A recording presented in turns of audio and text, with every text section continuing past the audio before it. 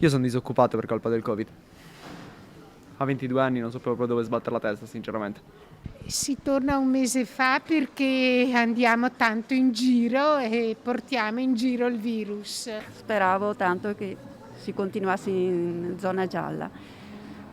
Eh, Purtroppo la situazione è questa. C'è soprattutto stanchezza nelle parole dei trevigiani di nuovo in fascia arancione a ridosso della primavera e a un anno quasi esatto dal primo lockdown, uno stop and go continuo che fa male soprattutto alle imprese che chiedono almeno di accelerare sulle misure economiche, indennizi, ma non solo. Che vuol dire prolungare le moratorie sui mutui e soprattutto prevedere dei tempi molto più lunghi per il rientro dai ricorsi al debito che hanno fatto le imprese. Se per le imprese lo spauracchio è chiudere per assenza di liquidità, per molti è rinunciare a piccole ma necessarie abitudini. È uno degli ultimi. È uno degli ultimi.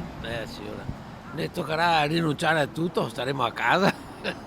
Speravo di non ritornare nell'incubo dell'anno scorso, speravo di aver passato la fase più pericolosa, invece siamo tornati forse peggio dell'anno scorso.